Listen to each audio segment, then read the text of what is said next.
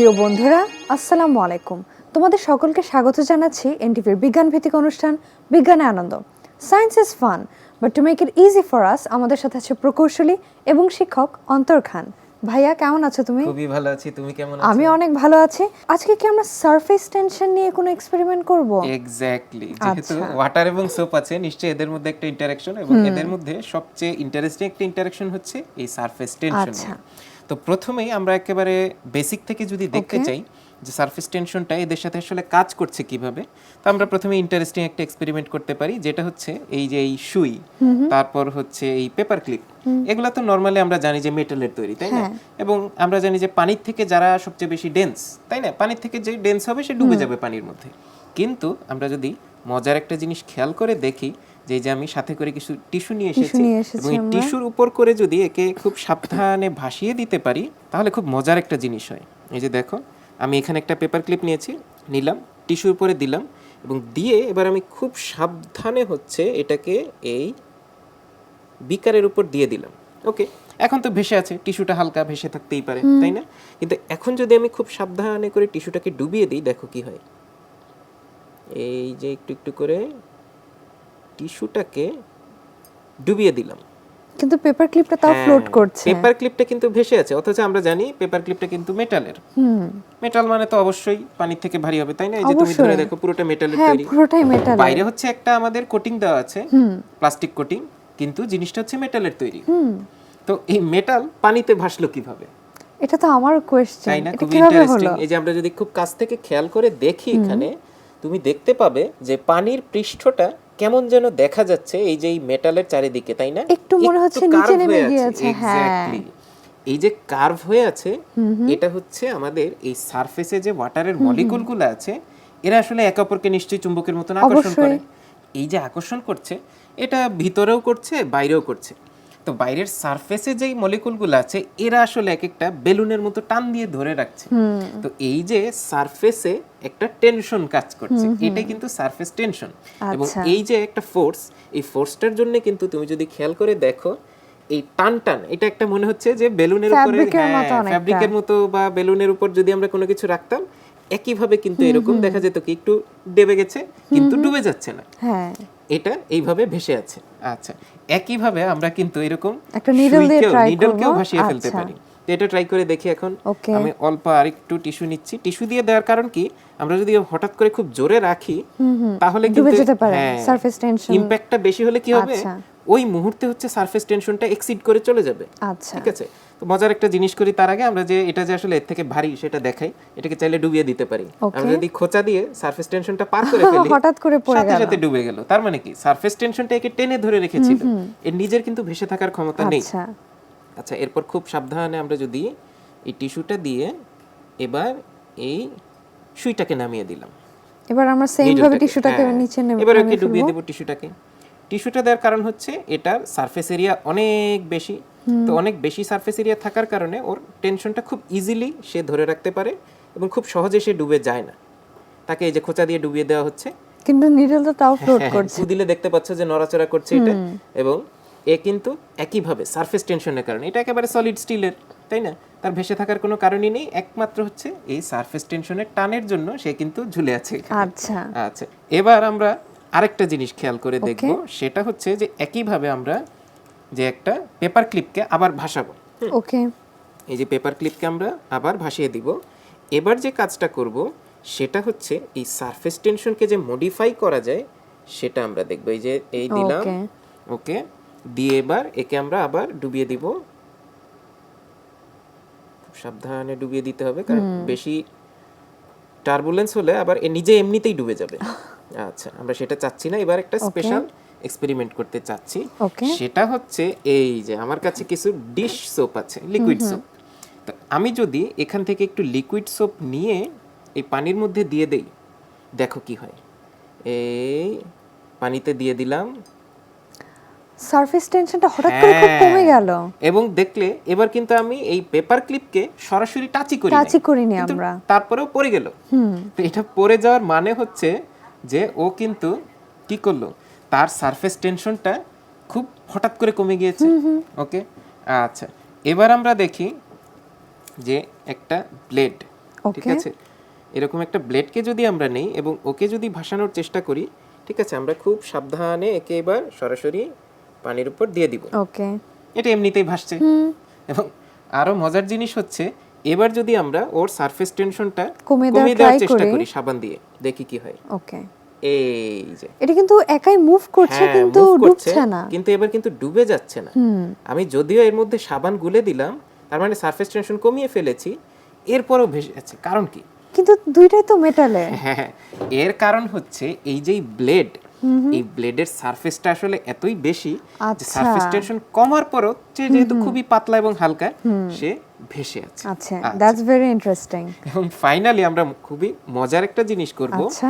সেটা হচ্ছে যে আমাদের এখানে একটা স্পাইরাল Spiral রাখা আছে। আছে, ঠিক আছে। এটা কিসের তৈরি দেখো তো, এই যে আমার কাছে কিছু Chrome মেটাল, wire-এর, হ্যাঁ, আচ্ছা। এটা হচ্ছে কপার, আচ্ছা। একদম পিওর কপারের কিছু ওয়্যার। এটা দিয়ে আমি এরকম একটা স্পাইরাল তৈরি করেছি, Okay. জাস্ট পেঁচিয়ে নিয়েছি, পেঁচিয়ে একটা স্পাইরাল তৈরি করেছি।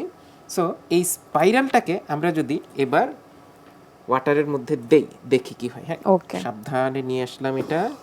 এবার এটাকে আমরা ভাসিয়ে দেওয়ার চেষ্টা করব, এখানে দেখা যাক।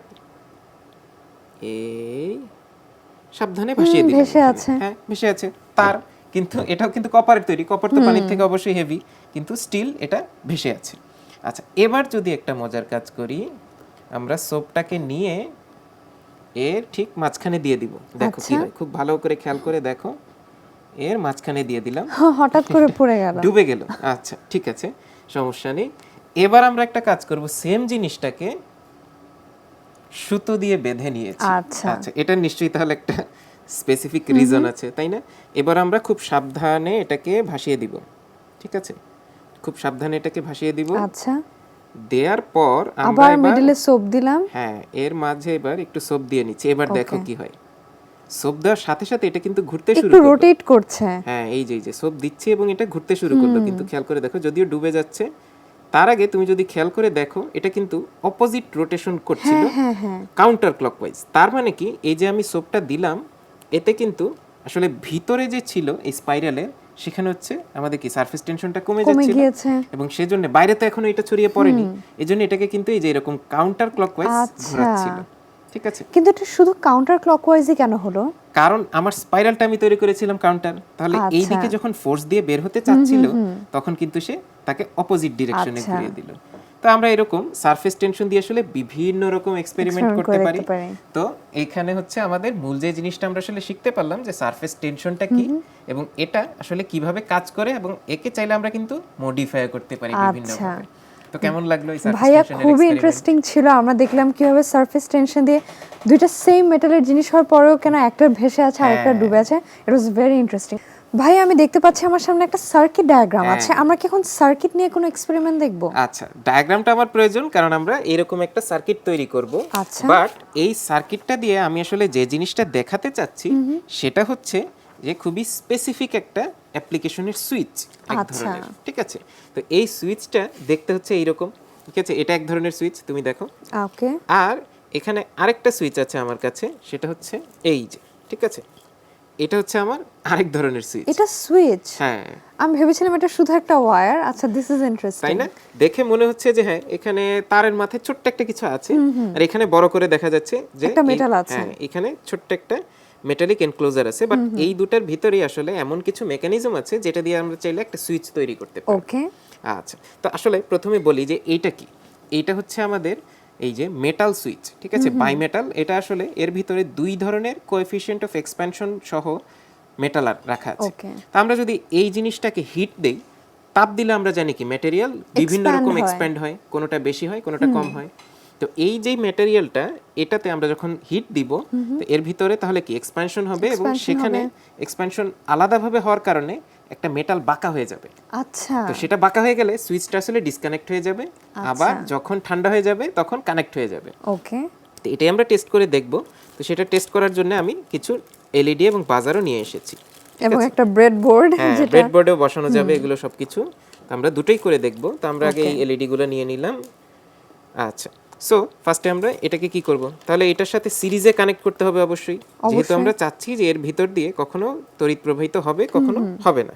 সো আমরা প্রথমেই একে অ্যালিগেটর ক্লিপস লাগিয়ে নিচ্ছি। হ্যাঁ, এলিগেটর দিয়ে নিলাম। এটা দিয়ে এরপর কি করতে হবে সেটার আরেক মাথা তাহলে এটার সাথে থাকতে হবে।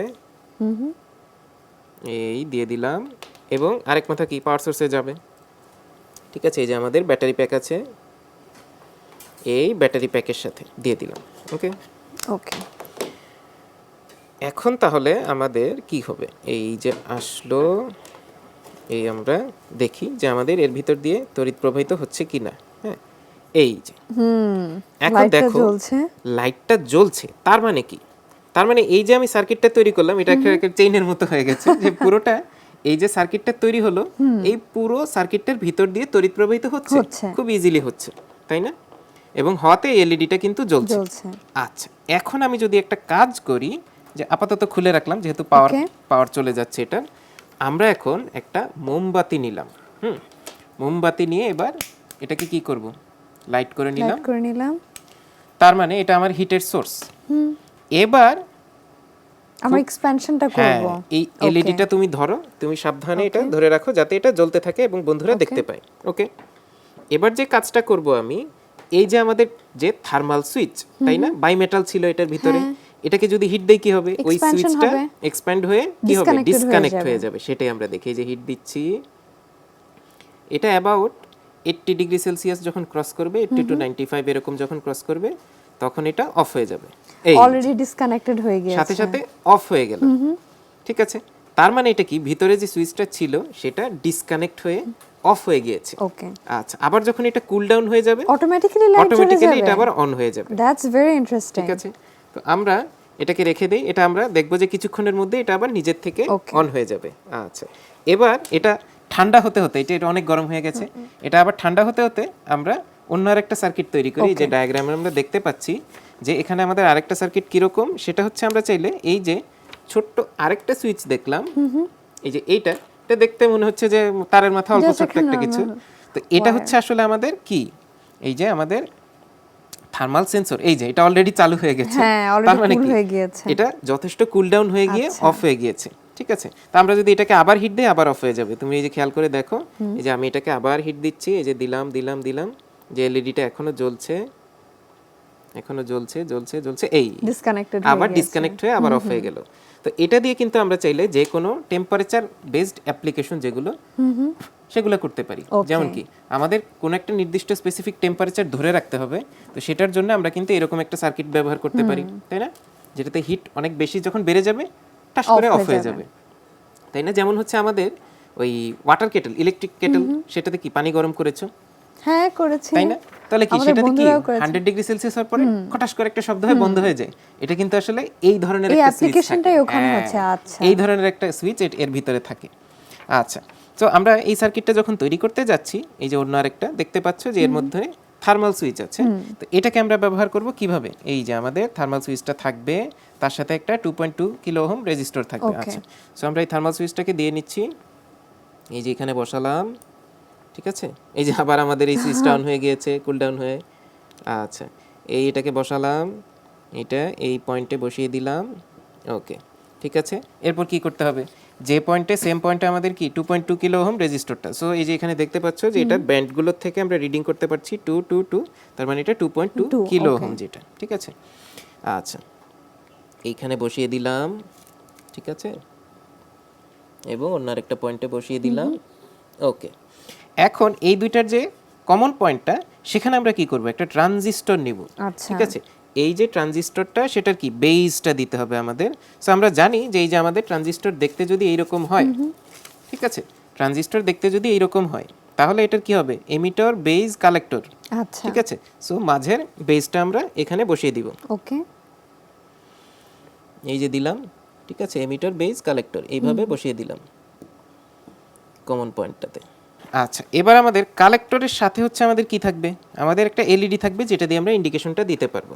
ঠিক আছে, তো এই যে কালেক্টরের সাথে আমাদের এই এলইডি ইন্ডিকেশনটা দিয়ে দিলাম, এবং ফাইনালি আমরা কি করব, এই যে আমাদের যে টপে কি ভোল্টেজ সাপ্লাইটা দিতে হবে, তাই না, এলইডির আরেক মাথায় হচ্ছে আমাদের এখান থেকে আমরা সাপ্লাইটা নিয়ে নিতে পারি। এটা দিয়ে আমরা হচ্ছে এখান থেকে আরো কিছু কানেক্টর নিয়ে নেব। আচ্ছা, এই যে এই কানেক্টর, Okay. এবং এটা দিয়ে আমরা তখন কি করলাম, এটাতে পাওয়ারটা দিয়ে দিলাম, ঠিক আছে, এই যে এই পিনে। ওকে, আর ফাইনালি আমরা কি করব, এখানে আমাদের গ্রাউন্ডটা দিতে হবে, তাই না? এবং এই যে রেজিস্টরের যে আরেক মাথা, সেখানে কি আমাদের এমিটরটা থাকতে হবে, ওকে। ঠিক আছে। সো আমরা রেজিস্টরের আরেক মাথা হচ্ছে এই ট্রানজিস্টরের এমিটরের সাথে দিয়ে দিলাম। দেওয়ার পর আমাদের যে কাজটা করতে হবে, আমাদের যে গ্রাউন্ডটা আছে, এই গ্রাউন্ড পিনটা হচ্ছে এখানে দিয়ে দিতে হবে, এই গ্রাউন্ড একই বরাবর। ওকে। এই যে আমাদের তাহলে সার্কিটটা তৈরি হলো, এই সার্কিটে হচ্ছে আমাদের কি, এখন আমরা যদি হিট দেই, হিট দিলে হচ্ছে আমাদের সার্কিটটা অন হবে। সো আমরা এখানেই হিটটা দিব? হ্যাঁ, এই যে Okay. এই হিট সেন্সরটা, এটাই আসলে আমাদের সেন্সরটা সুইচ হিসাবে কাজ করবে, এবং সেটা আমরা এখন দেখব। ওকে। গতবার যেটা হয়েছিল, হিট দেওয়াতে আমাদের কি হয়েছিল, বন্ধ হয়ে গিয়েছিল। এবার খেয়াল করে, যে এলইডিটাকে তুমি খেয়াল করে দেখো, আমরা যখন হিট দিব, একে খুব সাবধানে হিট দিচ্ছি, এটাকে টেম্পারেচার সেন্সরটাকে আমরা যখন হিট দিচ্ছি, হ্যাঁ, লাইটটা কিন্তু জ্বলছে। এবার দেখো হিট দেয়াতে এলইডিটা জ্বলে উঠছে। তার মানে কি হলো, আমি যেই সেন্সরটাতে হিট দিলাম, এতে আসলে এর রেজিস্ট্যান্স পরিবর্তন হয়েছে, আচ্ছা। ঠিক আছে। এটা একটা সুইচ হিসেবে কাজ করছে, কিন্তু এবার হচ্ছে উল্টো, একে হিট আচ্ছা। দিলে আমরা কি হচ্ছে, অন হয়ে যাচ্ছে সুইচটা। যেটা এই কেসে অফ হয়ে যাচ্ছিল তো আমাদের। এইভাবে আসলে আমরা কিন্তু বিভিন্ন রকম টেম্পারেচার বেসড অ্যাপ্লিকেশনে এবং কোনো ধরনের মেকানিক্যাল সিস্টেম ছাড়া, যেমন এইটা, আবার মেকানিক্যাল সিস্টেম সহ এইটা এটা। বিভিন্ন রকম ভাবে আমরা সুইচিং করতে পারি। ভাইয়া, তুমি টাইলস নিয়ে এসেছো, ক্যান্ডেলস, আমার কাছে মনে হচ্ছে এগুলো সল্টস। হ্যাঁ, এগুলা আচ্ছা, হচ্ছে আমরা কি এক্সপেরিমেন্ট করব? বিভিন্ন রকম সল্টস, ঠিক আছে। Okay. এটা যেমন খুবই সাধারণ, আমরা যেটাকে সাধারণত লবণ বলি, খাবার লবণ, তার মানে সোডিয়াম ক্লোরাইড। আচ্ছা। আচ্ছা, এইটা হচ্ছে আরেক ধরনের লবণ, এটা হচ্ছে পটাশিয়াম পারম্যাঙ্গানেট, ঠিক আছে, তার মানে এর ভিতরে পটাশিয়াম আছে। আচ্ছা, এটা ইম্পর্টেন্ট যে পটাশিয়ামটা আছে এর মধ্যে। আর ফাইনালি এটা হচ্ছে আমাদের কপারের লবণ বা কপার কপারের সালফেট। লবণ, হ্যাঁ, আচ্ছা। Copper sulphate. তো এগুলা কেমিস্ট্রির ভাষায় সবগুলাকে কিন্তু লবণ বলা হয়, যদিও আমরা লবণ বলতে বুঝি যে ও আচ্ছা খাবার হ্যাঁ, লবণ। এগুলো দেখলে আমি গ্লিটার মনে করতাম।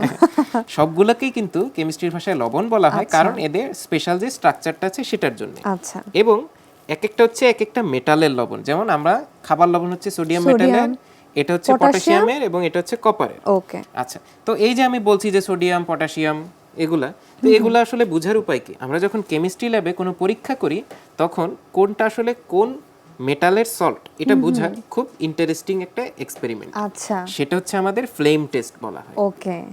তার মানে আমরা অল্প কিছু লবণ নিব, এবং নিয়ে এটাতে আগুন জ্বালিয়ে দেখব কি হয়। ওকে। তো এই আগুন দিয়ে আসলে এটাকে কেন বোঝা যাচ্ছে, সেটা আমি তাহলে এই আগুনটা ধরাতে ধরাতেই বলি, ঠিক আছে। সো প্রথমে আমরা অল্প কিছু এই কপারের সল্টস নিয়ে নিচ্ছি, ঠিক আছে। যে এখানে নিয়ে নিলাম, দেখছো যে ব্রিলিয়ান্ট ব্লু একটা কালার, খুবই সুন্দর একটা ব্লু কালার। এবং এখানে আমি টাইলসের উপরে নিয়ে নিয়েছি, কারণ সিরামিক্স হচ্ছে খুবই হাই টেম্পারেচার সাস্টেইন করতে পারবে, এবং এটা পুড়ে যাবে না, নষ্ট হবে না, ঠিক আছে। এটার সাথে আমরা কি মিক্স করে এইটা নিচ্ছি? এখন আমি যেটা দিচ্ছি সেটা হচ্ছে স্পিরিট, ঠিক আছে। আচ্ছা। সো এটা হচ্ছে অ্যালকোহল বেসড, এবং এটা খুব সহজেই আগুন ধরে যেতে পারে, আচ্ছা। তাই না। তো এটা খুবই সাবধানে ব্যবহার করতে হবে। আমি এখানে একটা কি করছি, মোম জ্বালিয়ে নিচ্ছি, যে এটার থেকে আমরা তখন কি করব, ফ্লেমটা এটাতে ট্রান্সফার করার চেষ্টা করব, যাতে এটাতে আগুনটা ধরে। এই যে দেখো, আমি যখন আগুনটা ধরিয়ে দিলাম, এই সল্টে এখন কিন্তু খুবই ব্রিলিয়ান্ট একটা সবুজ আগুন, কালারের হ্যাঁ, ফায়ার। একটা আচ্ছা। গ্রিন ফায়ার দেখা যাচ্ছে এখানে। তার মানে এই যে গ্রিন ফায়ারটা দেখা গেল, এটা গ্রিন কালারটা আসলো কোত্থেকে, আমাদের এই সল্টটা তো ছিল ব্লু, তাই না। খুবই ইন্টারেস্টিং। খুবই এবং ইন্টারেস্টিং। এই যে এই স্পিরিট কিন্তু একেবারে খুবই হালকা একটা মানে কালারে জ্বলে, খুব হালকা নীল, অলমোস্ট বলা যায় যে সাদা আগুন, ঠিক আছে। এটা এই কারণেই না, এই অ্যালকোহলের আগুনগুলো সাধারণত মানে খুব কালার ছাড়া হয়, খুবই হালকা কালারের হয়। তো এই যে ব্রিলিয়ান্ট সবুজ কালারটা, এটা এসেছে কিন্তু আমাদের আসলে এইটার মধ্যে যে কপার আছে, আচ্ছা, এই কপারের জন্য, ঠিক আছে। কপার বার্ন করলে basically we get a green fire. হ্যাঁ, তার মানে এই যে কপার থেকে কিন্তু আমাদের এই ব্রিলিয়ান্ট গ্রিন কালারটা আসলো। ওকে, আমরা এখন যদি খাবার লবণ যেটা সেটা নিয়ে দেখি যে এটার থেকে কি ধরনের ফ্লেম হতে পারে। এটা তো এমনিতেই হোয়াইট কালার, তাহলে লবণ তো পুরোটাই সাদা, তাই না, একেবারে সাদা লবণ, কি আর হবে, ঠিক আছে। একটু আগে আমরা যখন দেখলাম যে স্পিরিটটা যখন আমরা বার্ন করলাম, সেটা খুবই হালকা ফ্লেম ছিল, এবং এই খাবার লবণেও তেমন কোনো কালার হওয়ার কথা না, তাই না। কিন্তু এখন আমরা যদি এটাতে খুব সাবধানে একটু স্পিরিট ঢেলে নিব, হ্যাঁ একটু ঢেলে নেই, অল্প করে দিয়ে দেওয়ার চেষ্টা করলাম, দেখা যাক, একটু মাঝে দিয়ে দিই। হ্যাঁ, ওকে ওকে। এখন যদি এটাকে আমরা লাইট করার চেষ্টা করি, প্রথমে স্পিরিটটা কিন্তু বার্ন হচ্ছে একটু, এই যে এখন স্পিরিটের bulk of the spirit material চলে গিয়েছে। এখন যে আগুনটা দেখতে অরেঞ্জ পাচ্ছ, কালারের ফায়ার দেখা হ্যাঁ, যাচ্ছে। যত আরো স্পিরিটটা কমে আসবে এবং সল্টের মধ্যে আগুনটা কনসেন্ট্রেট হবে, দেখো খুবই সুন্দর একটা অরেঞ্জ কালার, অরেঞ্জ একটা ফ্লেম আসছে, একদম ইয়েলোইশ অরেঞ্জ একটা ফ্লেম। এবং এই যে এই ইয়েলোইশ অরেঞ্জ ফ্লেমটা, এইটা হচ্ছে আসলে এই যে এই আমাদের খাবার লবণ যে সোডিয়াম ক্লোরাইড, এই সোডিয়ামটা বার্ন সোডিয়ামের স্পেসিফিক কালার।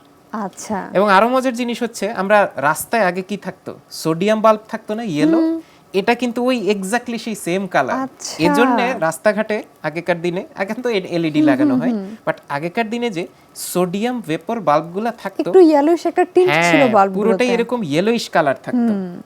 এবং সেই ইয়েলো কালারটা কিন্তু আসলে এই সোডিয়াম থেকে আসতো। I am very excited to see এই সল্ট দিয়ে কি কালার হবে, যেটা আমরা দুটো ডিফারেন্ট কালার দেখলাম। ফাইনালি আমরা যেটা দেখতে পাচ্ছি যে আমাদের পটাশিয়াম পারম্যাঙ্গানেট যেটা আছে, এই পারম্যাঙ্গানেটটা দিলে তাহলে কি হবে, তাই তো?